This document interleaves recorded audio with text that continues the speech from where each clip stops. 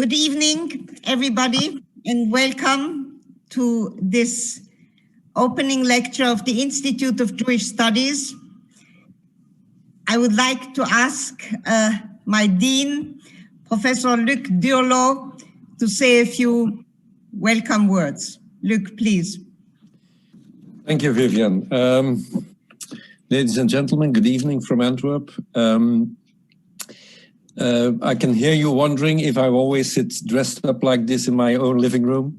No, I don't, but I felt that this was a special occasion. Normally I do dress up for the yearly opening of the academic year of the Institute of Jewish Studies. That's one thing. But secondly, I think this is probably the most international attendance we've ever had so far, which admittedly is due to COVID circumstances, but it's always important to see the bright side on matters. It's also an additional reason for donning a suit and putting on a tie is that the Institute of Jewish Studies enters its 20th academic year this year, and that's certainly a milestone. And it's I've been going through previous programs and so on, and I must say it is astounding what has been achieved during those 20 years. I'm not going to bore you with statistics about how many meetings they had, that this is almost the 400th evening lecture they organize, how many international speakers they brought to Antwerp and now to the World Wide Web. It is actually one of the pearls in our faculty. It's one of the jewels in the crown, and it would not have been that if it hadn't been, of course, for its director, Vivian Liska. I know she's not listening right now, so I can freely speak about this. I think the Institute of Jewish Studies plays its role magnificently in that it combines two things at once. On the one hand, it is resolutely international when it organizes conferences, when it brings together scholars, for the lectures that it organizes in the course of the year, for the researchers it attracts to Antwerp. And at the same time, it does have strong roots in Antwerp, which of course, in many ways is a large and lively Jewish city, alongside a very multicultural one. And I think the way the panache with which the two things are combined are really a major feat in itself, and should certainly at the beginning of this 20th year be commemorated publicly. I'm saying a truism if I say that I'm an historian by trade, and I work on the early modern period. And in the 16th century, this part of, well, our part of the world, and the Antwerp part of the world, which Antwerpians consider most of the world anyway, was contributing largely to one of the big revolutions in the way information was spread across the globe, with all sorts of printing shops. In many ways comparable to the kind of information revolution that we're going through today.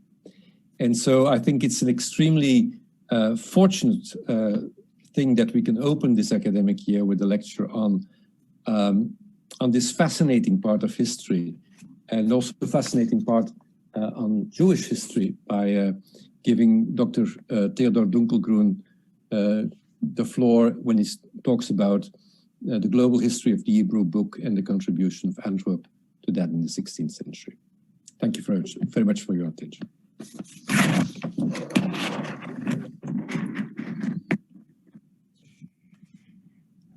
Many thanks, dear Dean Luc Durlo. Thank you very much, Luc. Dear Theo, honorable guests, colleagues, students, ladies and gentlemen.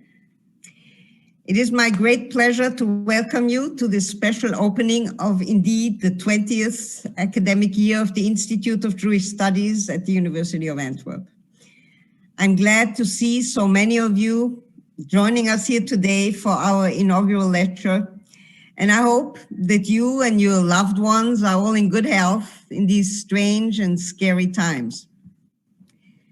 This year, we had originally planned to celebrate the 20th annual opening of our institute on campus, but inspired by the necessities imposed by the current circumstances that don't allow for such gatherings, we decided that the actual moment of celebration should be the 20th anniversary of the institute, which was founded in the fall of 2001.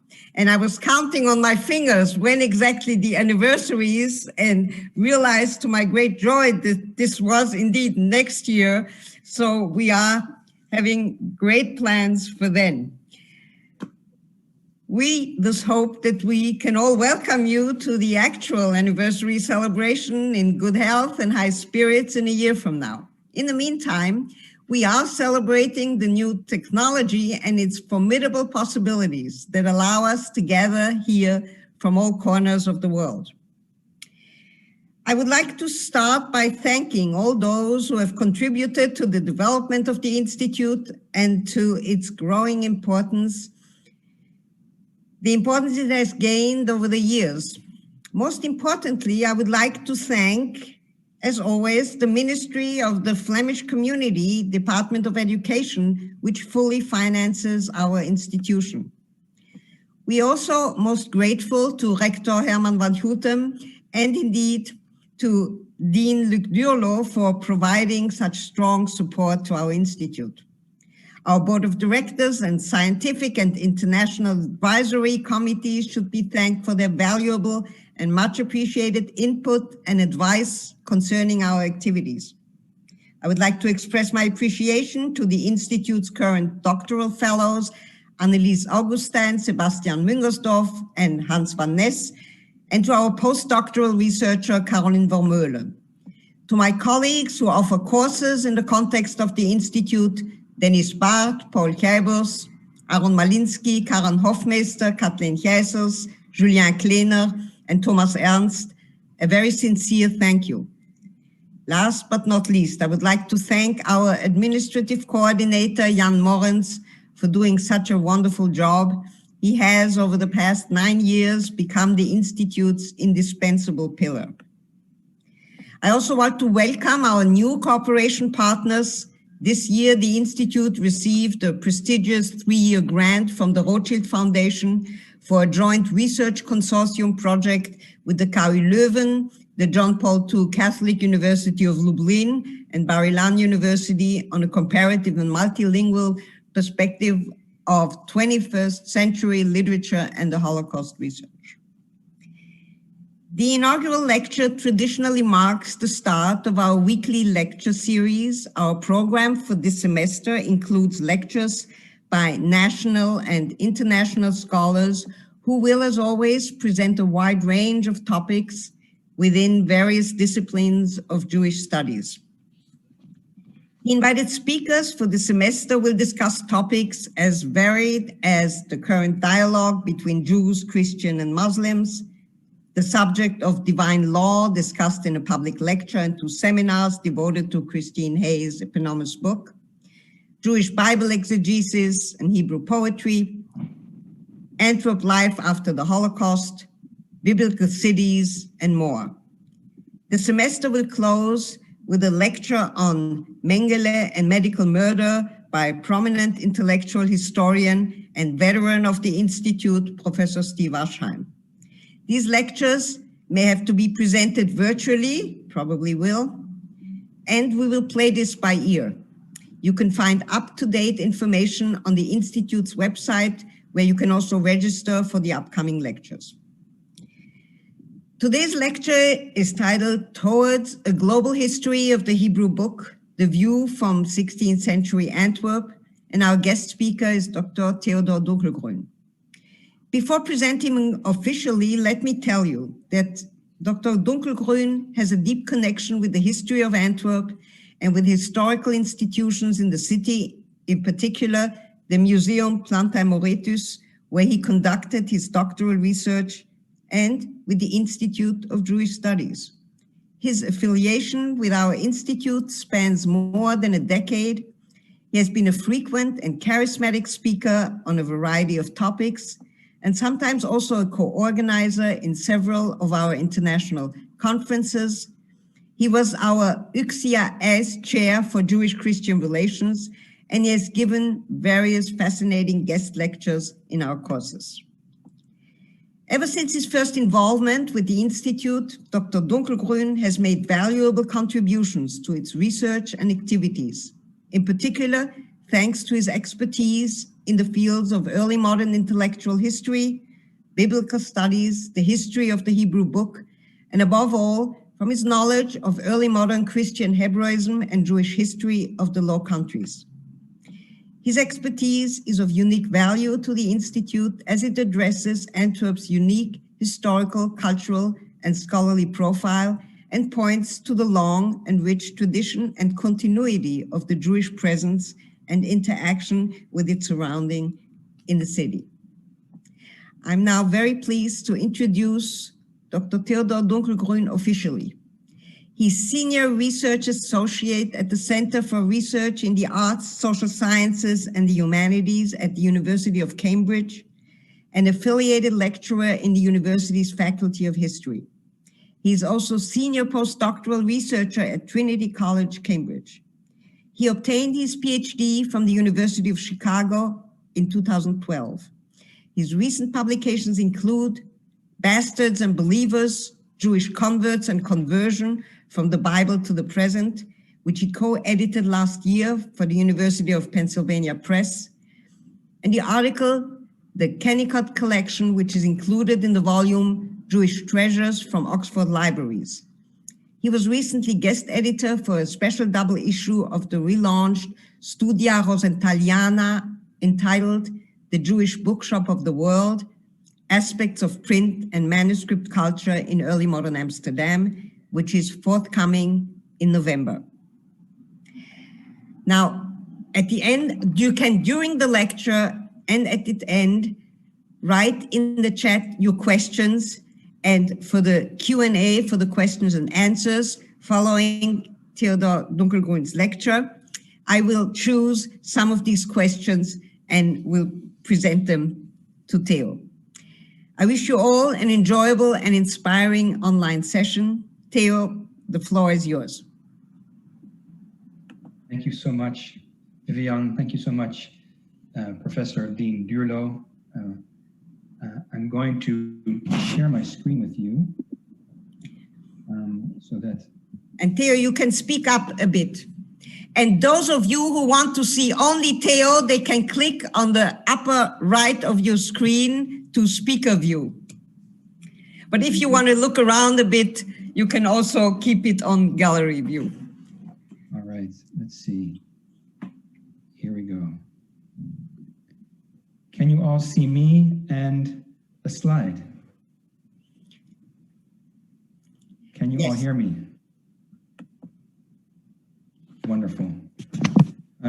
Before I begin in English, a brief word for those of you joining us from Flanders and the Netherlands. Het spijt me dat ik u wellicht moet teleurstellen door in het Engels te spreken vanavond. Het voornemen was inderdaad dat we in het Nederlands zouden spreken. Om omstandigheden die professor Duurlo heeft uitgelegd, gaat het in het Engels. Maar let op mijn woorden, het is uitstel, geen afstel. En een Nederlandstalige lezing heeft u nog van mij te goed. Thank you everyone for being here. I hope you're all healthy and safe. It's wonderful to see so many old friends. I miss you all so much. It's wonderful to see new faces. We've all missed so much in these past months. The kind of collegiality and warmth which is often lost on a platform such as this. But I cannot imagine a greater consolation for all that we have missed than spending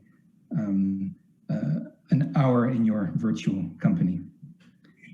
The sheer numbers with which you have turned out are really an extraordinary testimony, not to me, but to the place that this institute has come to occupy in the past 20 years in the landscape of Jewish studies in Europe and beyond.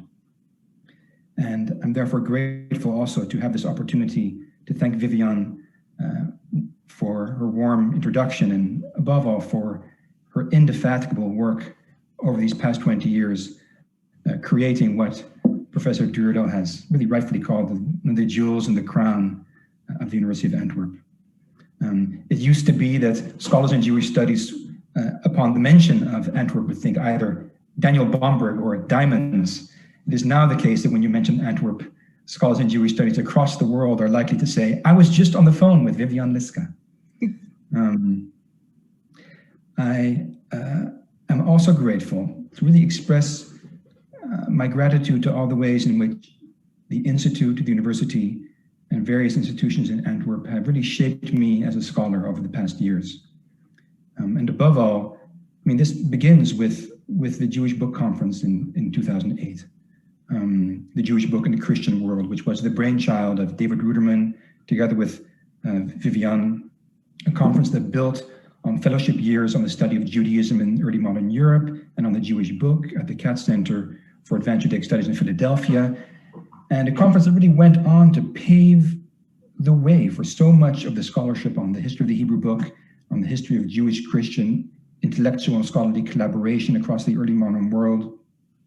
In the years that followed, many participants in that conference went on to spend 6 months at Yarnton, collaborating in a project that became a beautiful edited volume by Joanna Weinberg and Scott Mandelbrot. And so I think looking back on some of the history of Hebrew scholarship in early modern Europe and the history of the Hebrew Book, it really is a testimony to the vision that you had. I'm really happy to see David Ruderman here too. The vision that you had, David and Vivian, together to collaborate on that extraordinary conference. And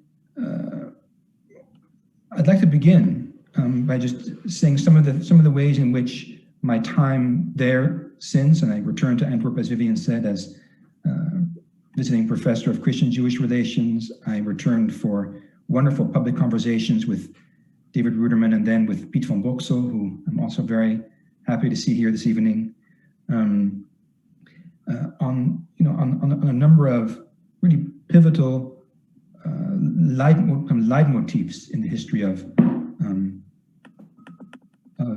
the history of the Hebrew Book and the history of scholarship in early modern Europe. Now, one thing that conference did for me is really help me understand the ways in which Hebrew was absolutely central to the history of Plantin's Press in particular, and the way Hebrew books printed by Plantin, grammars, Hebrew Bibles, and above all, the Plantin Polyglot Bible, went on to transform the Christian understanding of Judaism across the early modern world. Just in the last decades of the 16th century, just as the great entrepreneur from Antwerp in Venice, Daniel Bomberg's press, had transformed Jewish learned culture in the first half of the century. Now, traditional bibliographies and short title catalogs, however immensely useful, privilege numerical and statistical analysis. And from the point of view of quantity, the history of printing in early modern Antwerp really cannot compare to that of Venice, Basel, or Constantinople. The history of the Hebrew Book so often is obsessed with numbers.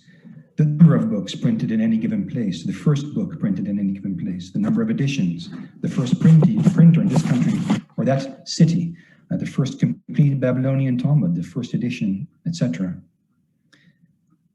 But one thing which we learned from that conference is that there are so many other ways in which to assess not just the history of the Hebrew Book, but its role in learned cultures more widely.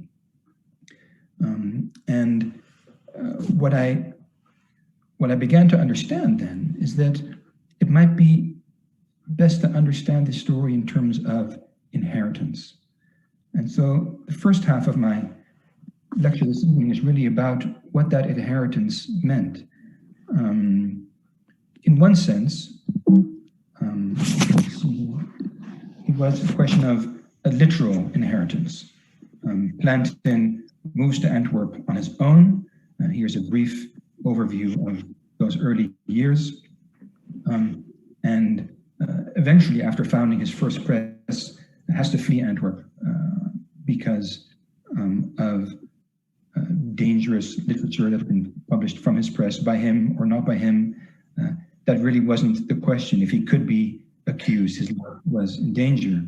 And the very years that he spends in refuge in Paris are precisely the years when the great Hebrew presses of Italy, Venice in particular, have come to a halt. It's the year between the confiscation and burning of the Talmud in 1553 and the new index published in 1564, which would permit the publication of a wide range of Hebrew books in Italy. And in the decade in between the two, the printers of Paris in particular took advantage of the constant demand and the sudden lack of supply from Italian presses. And the years that Plantin is a refugee in Paris, so to speak, are precisely those years. And he is very close commercial collaborator with one of the Hebrew printers in Paris. And so when he returns, he founds his great compagnie. He founds his company, his printing company in Antwerp, together with the heirs of Daniel Bomberg. Daniel Bomberg, of course, the great printer of the first half of the 16th, great Hebrew printer of the first half of the 16th century, and the most kind of important biographical treatment of him in print now was given as a lecture at the Antwerp conference in 2008, became a chapter by Bruce Nielsen on the early modern Hebrew book in Italy, another volume that came out of the Cat Center edited by Adam Scheer and Joseph Hacker, and which will now be built upon by a wonderful doctoral dissertation, nearly complete at Antwerp by Hans van Ness on the paratext in Bomberg's Bibles. And so Bomberg returns to Antwerp. He leaves his press in Venice in the hands of his assistant and companion, Adelkind, but he does bring back typographical material, and his heirs who inherit it are extremely keen to safeguard their family brand name, if you will. And they become the main investors in Plantin's shop. And if one returns to those founding documents of what will become the greatest printing press of the second half of the 16th century, Plantin's press, one finds that Hebrew was absolutely central from the beginning. So here is an excerpt from that founding contract. And we see that the Bomberg heirs agree with Plantin that all books, except for the Hebrew, will be printed in the name of Plantin, but the Hebrew books will, without exception, be printed in the name of Bomberg, the Bomberg family. And furthermore, inasmuch as all matrices, except for the Hebrew ones, belong to said Plantin, Hebrew matrices will return to said Bomberg without the company maintaining any ownership over them. So the maintenance, both of the material inheritance and the immaterial inheritance of the reputation of the family, the brand name, if you will, is absolutely central to that moment. Then Plantin had the material and he had the technical capability, but he didn't have the expertise. Another extraordinary moment for me at the exhibit in the Museum Plantin Moretus, which accompanied our conference, was that I saw this book in one of the glass cases, and I had already known that in the years prior to the first publications in Hebrew, Plantin had hired a converted Jewish professor from Cologne, Johannes Isaac Levita, to really heavily annotate and revise and expand the great Hebrew-Latin lexicon of the first half of the 16th century, Sanctus Panini's Pesarus Linguae Sanctae, itself based on David Kimchi's Sefer Shorashim.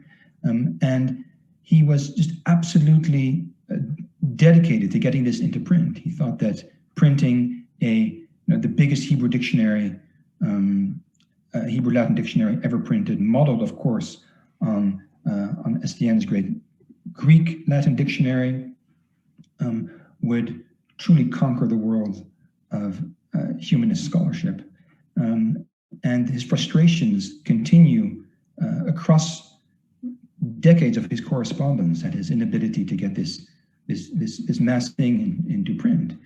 And lo and behold, when I saw this in the exhibit, it had annotations on it in what turned out to be Johannes Isaac Levita's hand, and it turned out to be the very copy that he had annotated so densely. And I was at that moment there together with Tony Grafton, who was going back to Princeton. I was going back to Leiden. He said, as soon as it's returned from the exhibit, you must call it up and take a look. And lo and behold, it was that very volume.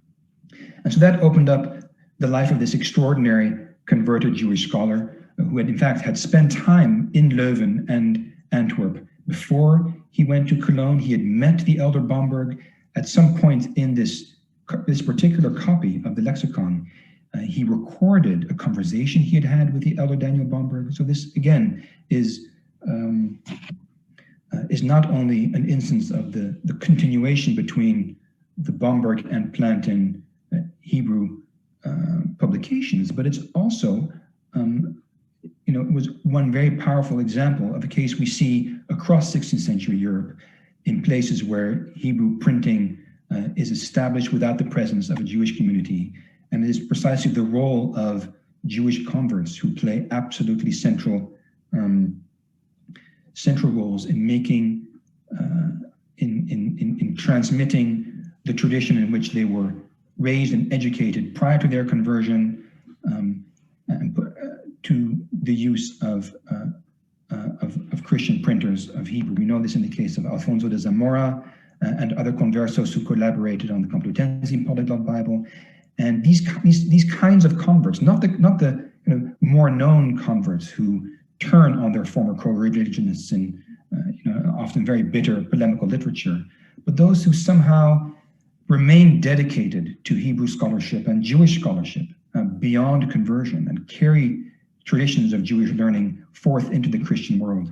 Other well-known examples are Emmanuel Tremelius, who indeed visits Plantin in Antwerp, Philip Ferdinand, who I'll perhaps discuss later on in the lecture. And I became so fascinated by this particular kind of learned Jewish convert working for Hebrew printers that I applied to the year on converts and conversion in Philadelphia. And indeed, so that built on that moment as well, and became the edited volume that Vivian mentioned at the start. And so it also helped me understand absolutely how important Plantin's son-in-law, François van Ravelingen, or Franciscus Ravelinghius, was to his entire project. Here is the marriage contract between Ravelinghius and Plantin's daughter, Marguerite. And if you read it closely, it's not really a marriage between Marguerite and Ravelinghius. It is, in fact, a marriage between Plantin and Ravelinghius. And somehow the daughter is either the dowry or she's involved somehow. But the main reason why he marries his son is because he realizes he can't afford to lose this young man who has studied Hebrew in Paris, who arrives in Antwerp looking for books, is hired by Plantin. He's there for 9 months during the residence of Johannes Isaac Levita, who was given a year leave from the University of Cologne to work for Plantin. And Plantin then kind of locks him down by marrying him to his daughter and has him promise in the marriage contract, and this is the yellow part of the quote, he promises to continue to serve, this is in return for marrying his daughter and the beautiful wedding banquet that Plantin promises to arrange. And in return, he promises to serve Plantin following the wedding in correcting as a corrector in the printing shop, just as he's doing now, for 3 complete years, or until the moment when the Hebrew Bible will have been completed. This is an extraordinary moment where you see that Plantin's entire enterprise hinges on securing the services first of the technical material necessary for printing Hebrew. Secondly, on the service of converted Jew spends a year in his printing shop teaching his staff how to print Hebrew, and finally on employing and then securing the employment by the hand of his daughter in marriage of this extraordinary young man who really has a sterling humanist education from Paris, tried getting a job in Cambridge as a Greek teacher, couldn't get some permanent position there, and winds up in Antwerp really at a loss. And we will return to Raffenengius in a moment.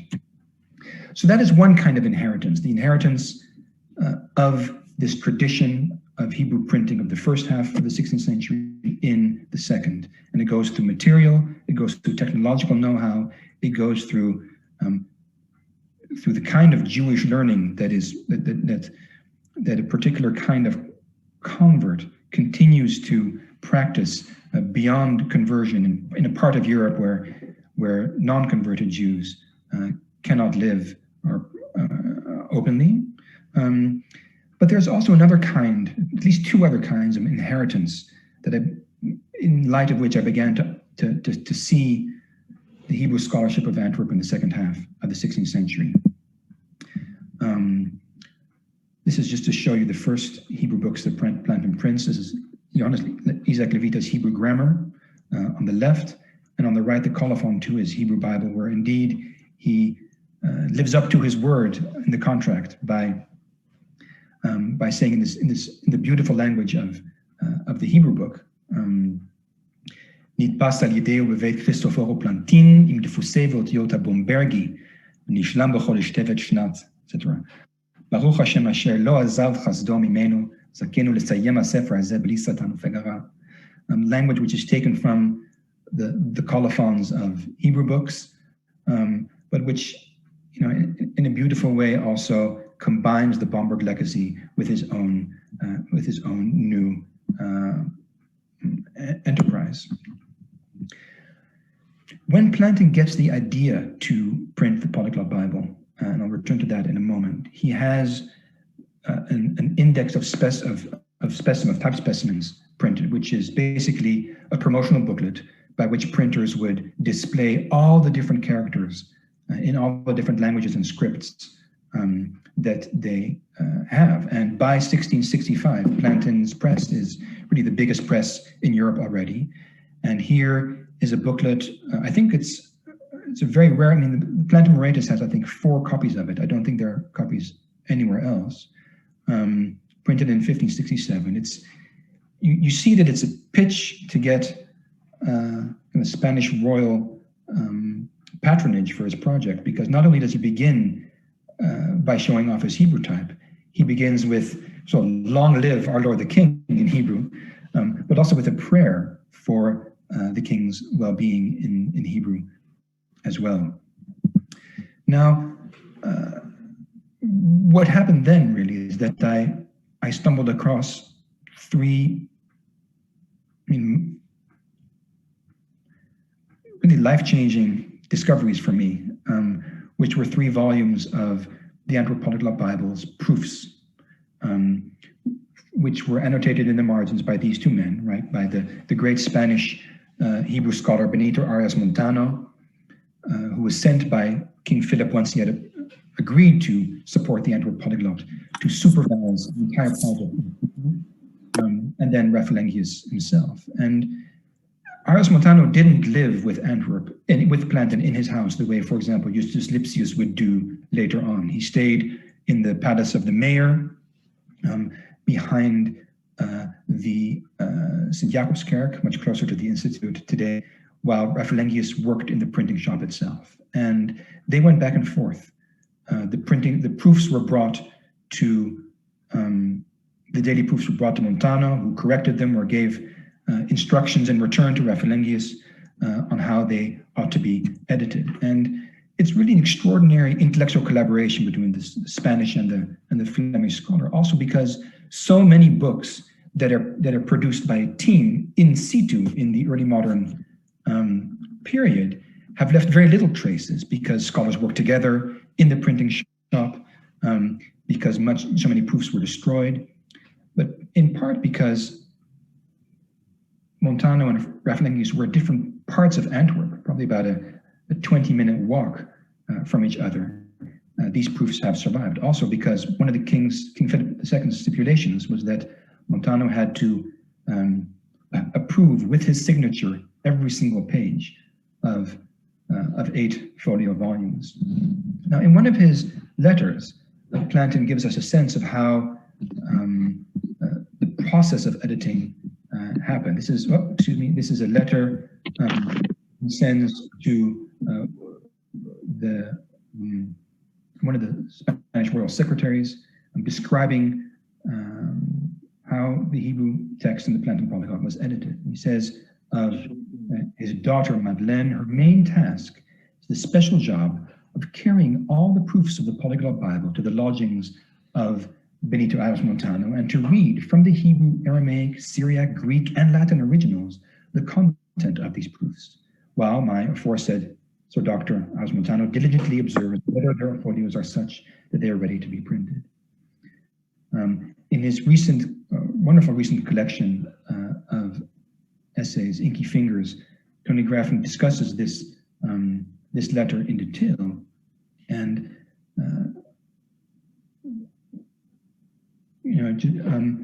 as an illustration of the hard manual work that goes into printing a book in the 16th century. I mean, so many of us still operate with this idea or this ideal of an isolated, solitary scholar at work in a study and the busy, inky, dirty, noisy, bustling printing shop. But in fact, as this collection shows, as Tony's collection shows, it really is time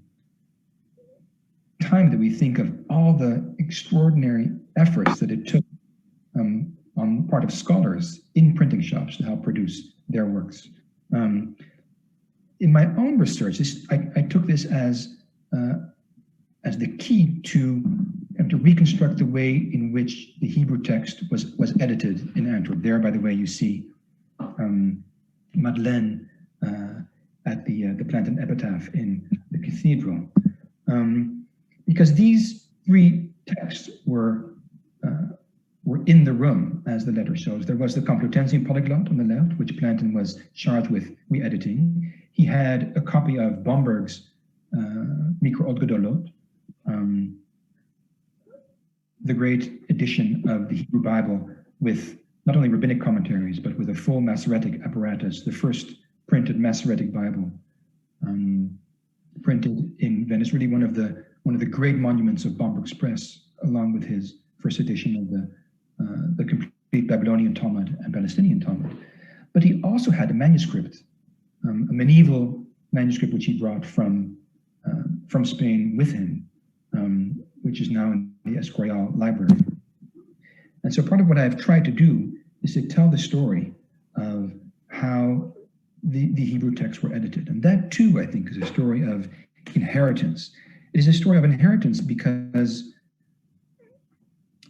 in the second half of the 16th century, the set of questions and issues that had erupted in the opening decades of the 16th century and only had exacerbated by the most ambitious attempts to resolve them, that is the Council of Trent, these questions of the differences between the different versions of scripture, the non-identical versions, and also the whole question of whether, in the case of the Hebrew Bible, Christian scholars could lean on the Hebrew text as transmitted in Jewish tradition. What it meant to study the Greek or the Syriac for a 16th century Christian scholar was fundamentally different than what it meant to study the Hebrew text, because the Greek and the Syriac had been transmitted by Christians since antiquity, from Christians of one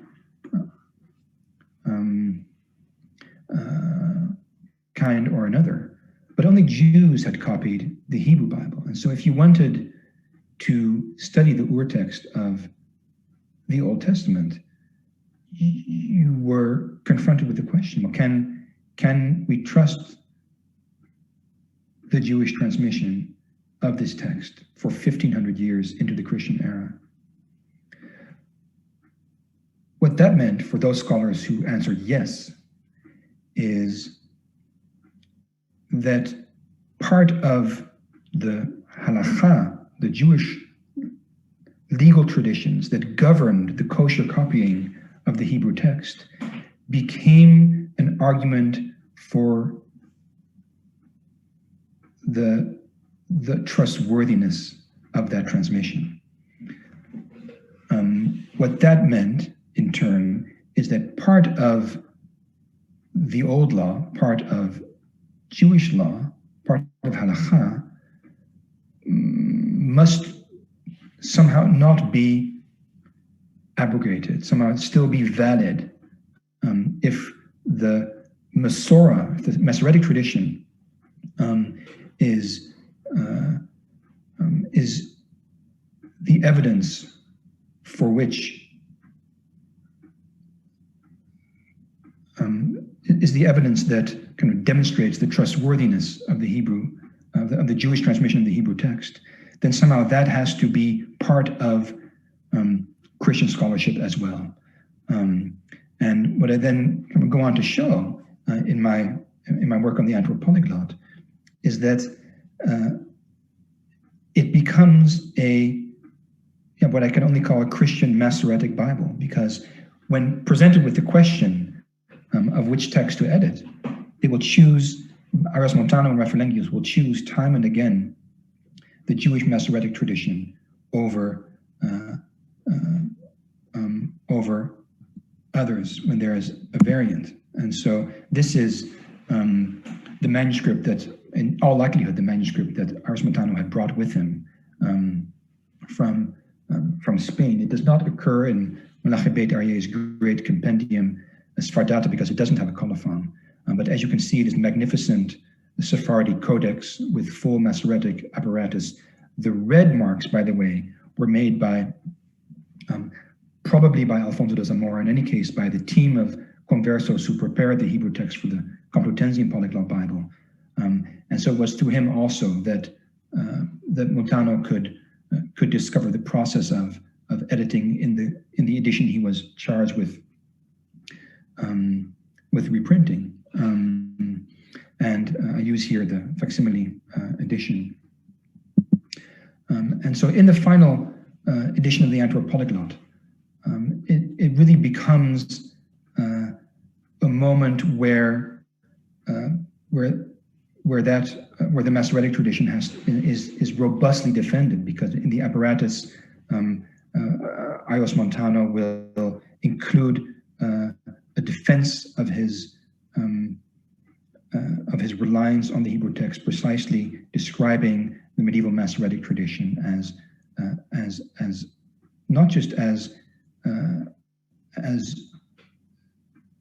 evidence for the trustworthiness of Jewish transmission, but in antedating it somehow prior to the Christian era, he presents it as part of the inheritance of part of Christian tradition as well. And so one final moment of inheritance, of course, is that here you have a scholar from the second half of the 16th century, Spanish scholar, an old Christian scholar.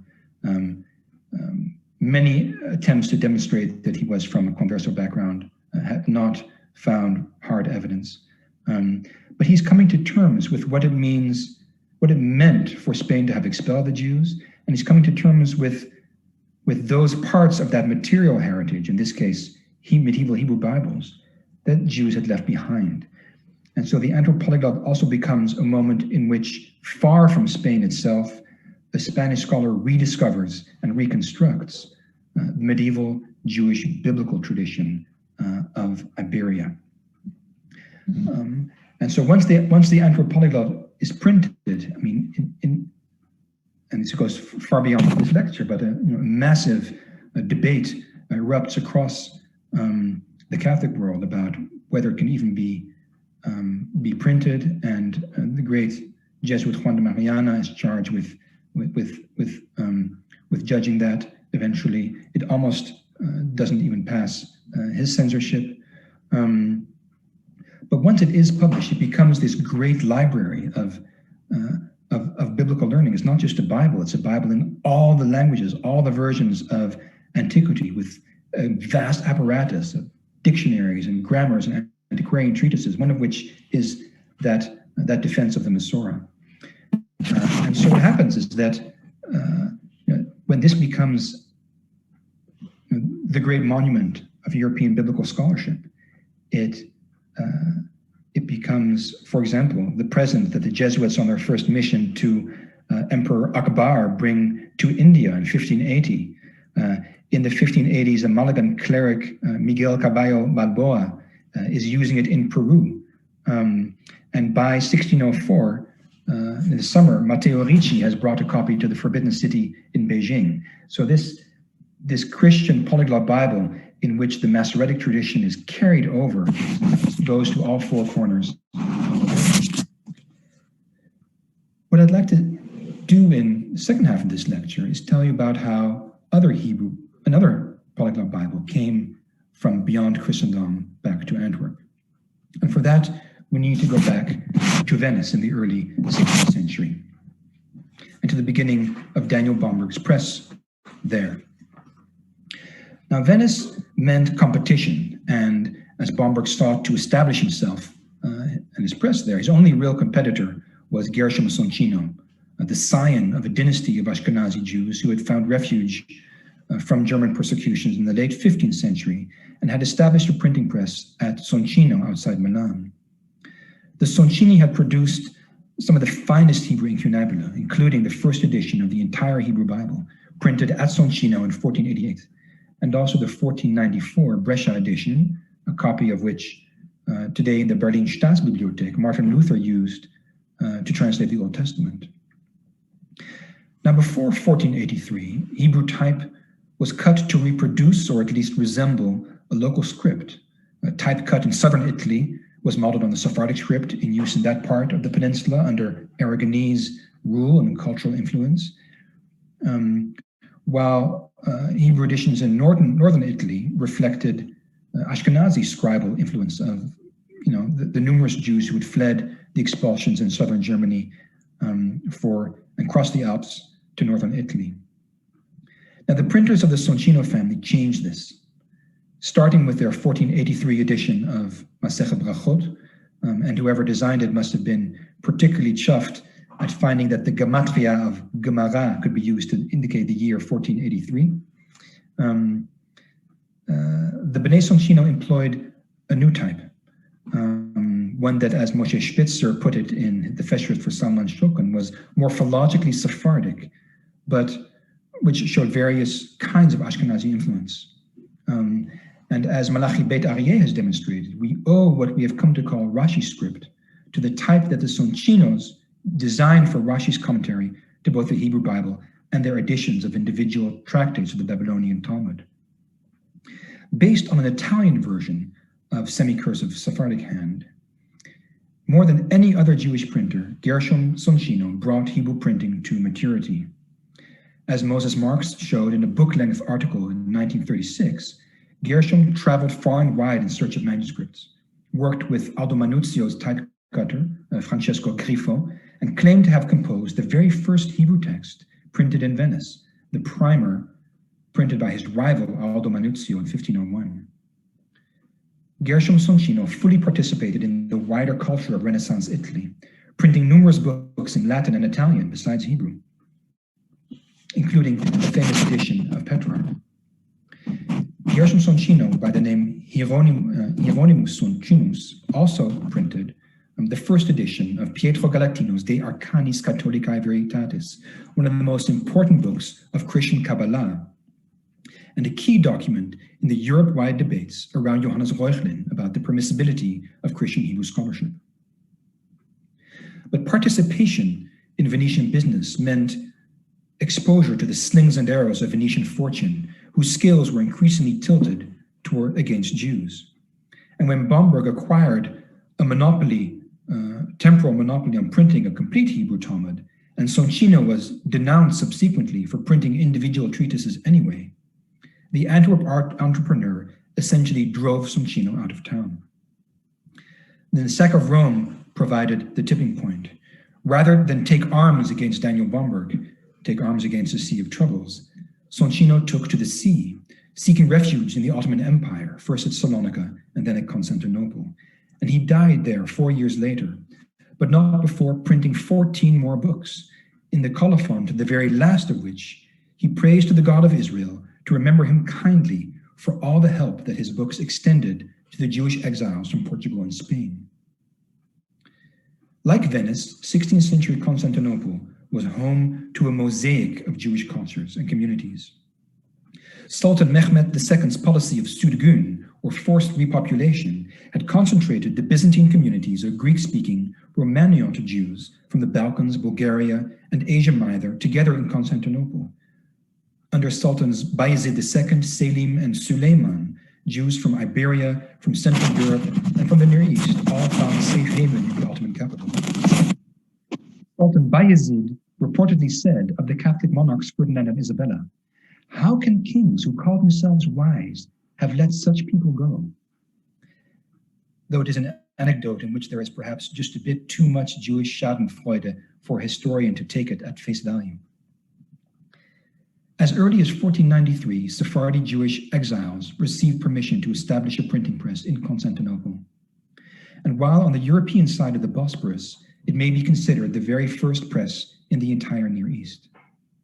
By the mid-16th century, Jewish printers in the Ottoman capital were printing for a Jewish community that numbered more than 8,000 households and tens of thousands of Jews. So there were good reasons then for Gershom Soncino's son, Eliezer, to continue the family business.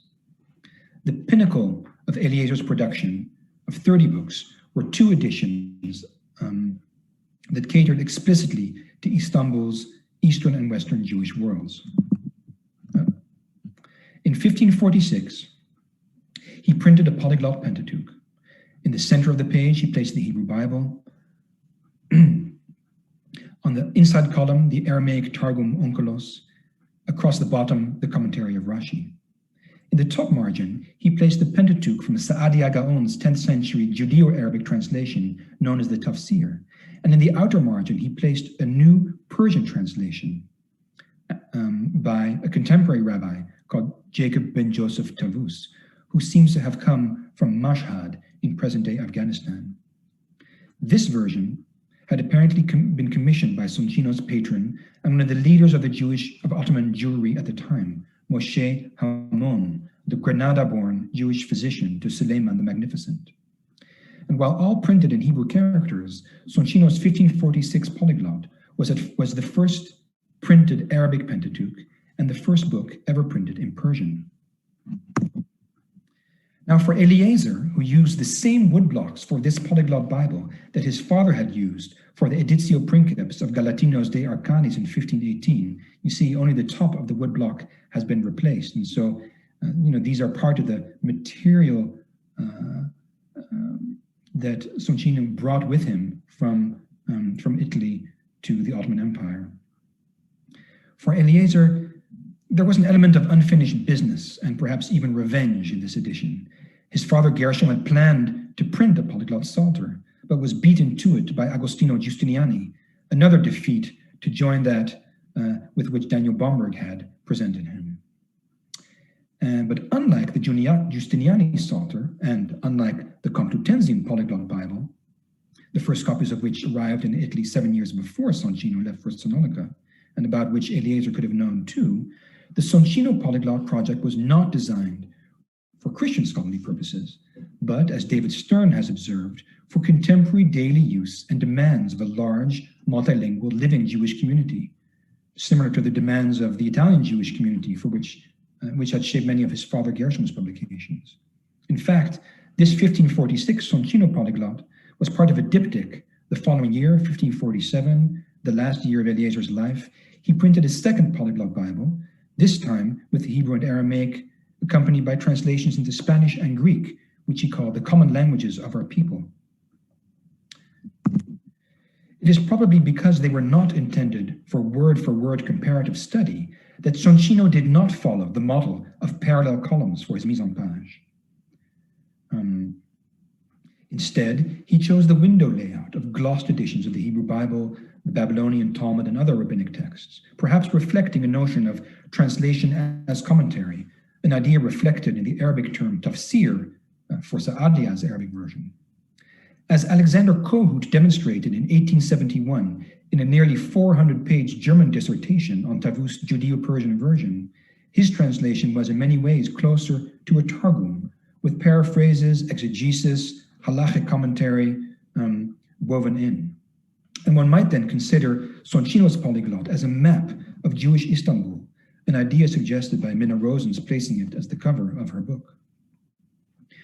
It is primarily by historical linguists and scholars working on the vernacular languages of the early modern Mediterranean that Soncino's polyglots are studied today.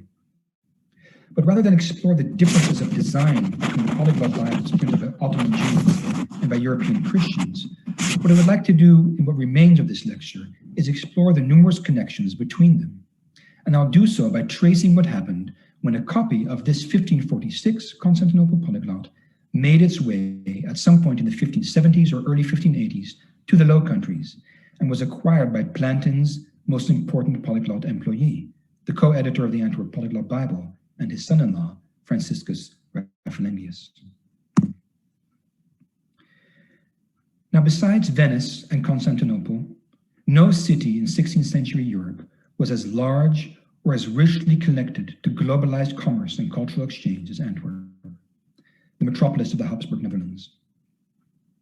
As Alistair Hamilton has shown, Antwerp and Istanbul were vitally connected in numerous ways, filtered, distilled, and on rich display in the captivating publications of Antwerp's master printer, Christopher Plantin. From luxurious merchandise to botanical specimens to valuable manuscripts, Golden Age Antwerp owed no little of its own magnificence to that of the Ottoman capital, the amazing description of which by Auger Ghislain de Busbecq, the Flemish Habsburg ambassador to the court of Suleiman, who had lodged in Constantinople with Spanish-speaking Jews, were first printed by Plantin. It was through Antwerp, too, that numerous Spanish and Portuguese conversos, including their patroness, Doña Gracia Nassi, found their way to Istanbul in the 1540s and 50s, after Charles V had rescinded permission for their residence in the Low Countries. Not long after the Plantin polyglot was completed and Benito Arias Montano had returned to Spain, Franciscus Rafflingius acquired a copy of Soncino's 1546 polyglot. Exactly when and from whom remains unknown, but he left fascinating traces of the way he put it to use. For the massive philological and antiquarian appendix, or apparatus sacer to the Antwerp polyglot, Rafflingius had composed an abridgment of Pagnini's 1529 Thesaurus Linguae Sanctae, itself based on the Sefer Shorashim, the great Hebrew lexicon of the medieval Provençal scholar David Kimchi. Rafflingius' Epitome Thesauri Linguae Sanctae was an immensely handy tool for biblical scholarship. It gave a basic Latin meaning of a Hebrew entry, its Aramaic cognates, its translation in the Vulgate, and reference to the medieval rabbinic discussion of a particular word from the Bomber commentaries. It was printed in 1570 and again in 1572 in portable, affordable octavo format in 78 and 88, 1596, and then again posthumously in 1599 and 1609, 1616. This is really one of the most important and popular kind of Hebrew-Latin dictionaries of the early modern period. From the 1588 edition onwards, it included an additional tool that scholars must have warmly welcomed, a lexicon to the Aramaic words in the books of Daniel and Ezra, building on Elijah Levita's Targumic lexicon, Turgamon, to compile what I think is the first dictionary of biblical Aramaic. Here are some examples of how it works. After Rafflingius acquired a copy of the Soncino polyglot, he began to incorporate his observations and ideas about the historical relationship between Hebrew, Aramaic, Arabic, and Persian into subsequent editions of his popular epitome. We find Rafflingius reading the Soncino polyglot as a source for the history of biblical language, not only observing Aramaic loanwords in Hebrew, but also identifying Arabic and Persian loanwords in Aramaic, and speculating as to the impact on Jewish culture of exposure to these languages in Mesopotamia and Persia. The Constantinople polyglot had all of these versions on one page, and as veteran of the Plantin polyglot team, Rafflingius didn't need to be explained how an edition in 4 Oriental languages of a text with which he was exceedingly familiar, the Pentateuch, presented him with a lexicographical goldmine. After 5 long years that he had spent working alongside Irish scholars editing the Antwerp Polyglot, perhaps no scholar in Europe in the 1580s had thought about every single word in all the ancient versions at least once, comparatively and then historically, quite the way Plant and son-in-law had. In 1586, after he had run his own little printing and bookshop on the north side of Antwerp's cathedral, across from the cafe called, the current location of the cafe called Het Elfde Gebod, Rafflingius moved to Leiden to take over the branch of the Planten Press that Planten had established there in 1581. And then in 1587, he was appointed professor of Hebrew. His ability to print Arabic helped persuade Joseph Scaliger to move to the newfound university. For 4 years, from Scaliger's arrival in the summer of 1593 to Rafflingius' death in 1597, the two collaborated in their studies of Hebrew, Syriac, Arabic, and Persian. And while both their libraries were growing apace with books in these and other Oriental languages, Soncino's polyglot must have been particularly valuable to them. Here, for example, is Rafflingius' magnum opus, the posthumously published Lexicon Arabicum, the very first Arabic-Latin dictionary ever printed. It came with a key to the most important sources from which Rafflingius had culled his Arabic vocabulary, and the very first of which is Saadia's text in the 1546 Constantinople polyglot. Here is how he used it there. In entry after entry, we find Rafflingius exploring an Arabic root in light of its cognates roots in Hebrew, as well as Quranic Arabic and Judeo-Arabic usage of the same Arabic root. The Arabic root baraka and the Hebrew root barech have the same identical meaning in the first example. The second example, Arabic batash has the same sense in the Quran as it does in Saadia's Arabic, where he translates hit halalti from Exodus 10, the mockery of the Egyptians.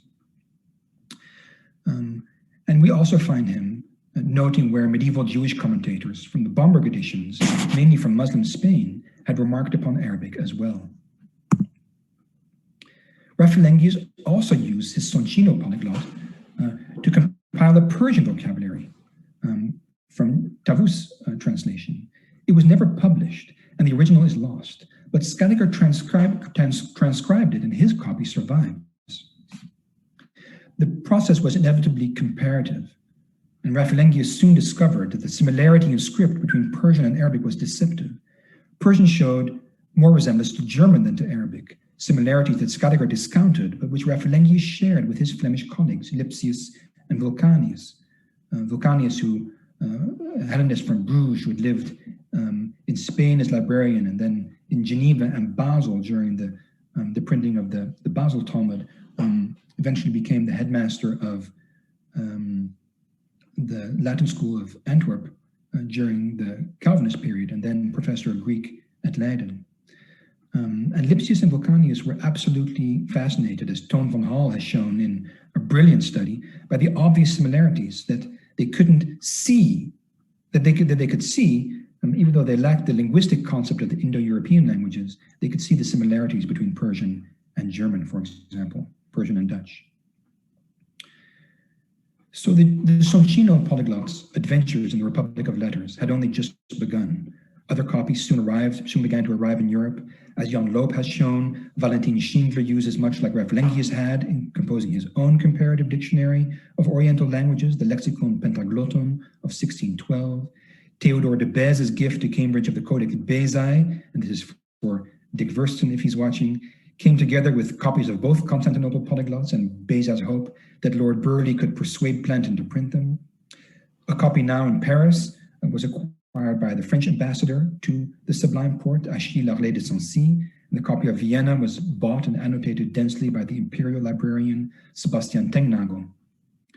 And then in 1632, Nicolas Claude Fabry de Peresque received a box from Constantinople in Aix-en-Provence, which contained, quote, onions, bulbs, and a polyglot Bible printed by the Jews of Constantinople in the previous century. And he went on to study it, as Peter Miller has shown in a beautiful reconstruction, together with Solomon Azubi, the rabbi of Carpentras. Rafflingius' own copy, long erroneously ascribed since the 18th century as part of the scholarly bequest to Leiden Library, was put to intense use. Thomas Urpinius, the first professor of Arabic in the West, transliterated Sa'adia Gaon's Judeo-Arabic tafsir from Hebrew into Arabic script and published it here in 1622, as you can see, the Tawrat Musa Anabi alayhi assalam, the very first Arabic Pentateuch printed in Arabic script, I think. Then the Walloon theologian Louis de Dieu constructed an entire Persian grammar from it, as Neil Palabiek has shown with the help of Anton Deusing. And that became his Ansar Haji Zabani Farsi, printing the first books of Genesis from the Constantinople polyglot as an appendix, transliterated into Arabic script.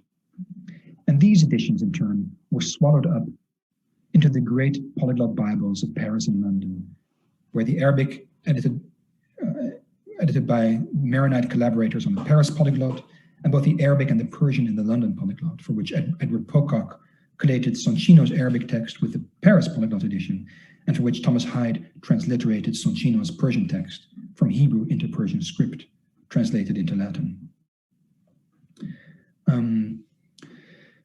That story lies beyond this evening's lecture, and it is well known thanks to the work of Alistair Hamilton, Jan Loop, Gerald Toomer, Peter Miller, Neil Palabiek, Alex Bevilacqua, and other scholars working on early modern Arabic and the early modern history of European studies of the Islamic world.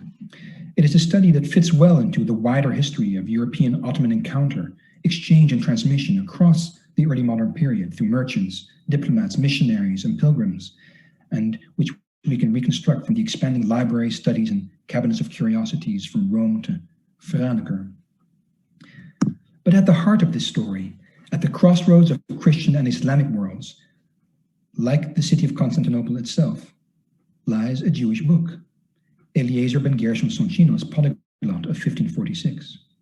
The extraordinary fact that a copy of this Jewish polyglot Bible from the Ottoman Empire wound up on the desk of the man who had just spent long years editing the most beautiful and accomplished polyglot Bible printed in the West is one of those extraordinary historical events, not unlike the moment when Solomon Schechter in the late 19th century, after spending a decade studying the fragments of Hebrew Ben Sira dispersed throughout rabbinic literature, happened to be presented one late night in Cambridge by a fragment of the original Hebrew, lost Hebrew Ben Sira that Agnes Lewis and Margaret Gibson happened to bring back from Cairo.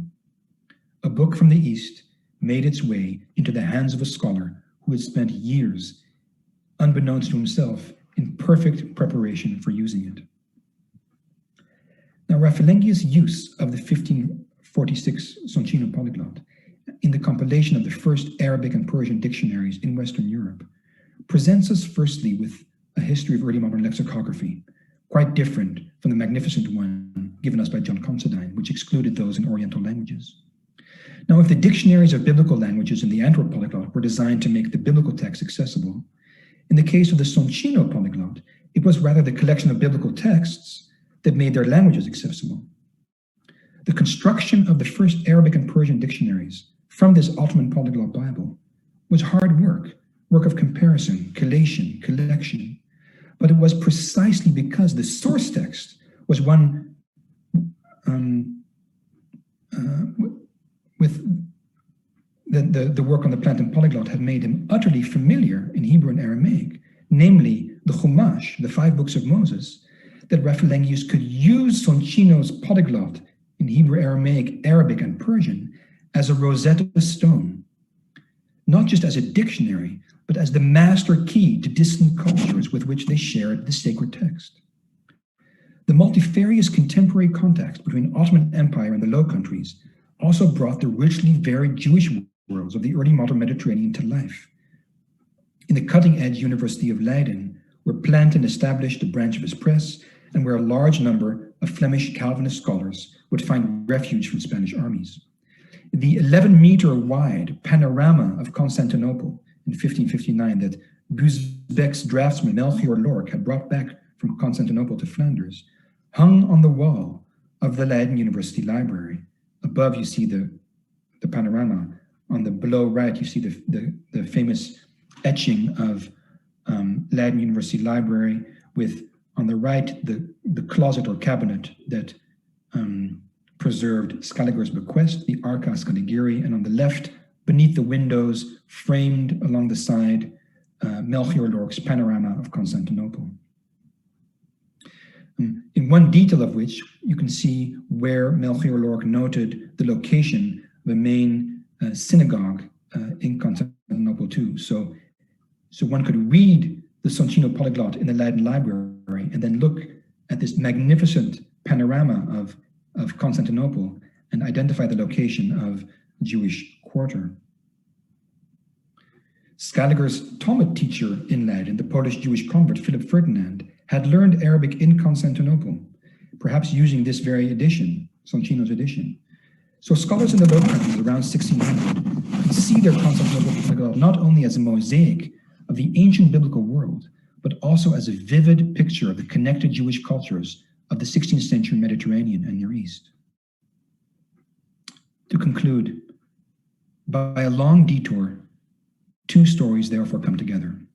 The Venetian entrepreneur from Antwerp, Daniel Bomberg, driving Gershom Soncino from Italy to the Ottoman Empire, where his son Eliezer went above and beyond his father's failed attempts to print a polyglot Bible. And then a copy of that same Soncino polyglot making its way back to Bomberg's hometown, where the scholar who had spent years printing a polyglot Bible for Plantin, the man who inherited Bomberg's types, turned it into a Rosetta Stone that helped unlock the Arabic and Persian languages, and thereby the entire Islamic world, for the European Republic of Letters. By that time, copies of his own Antwerp polyglot had made their way to Peru, to India, and to China. And so it is no exaggeration to say that in the early modern world, the Hebrew book was truly global. Thank you.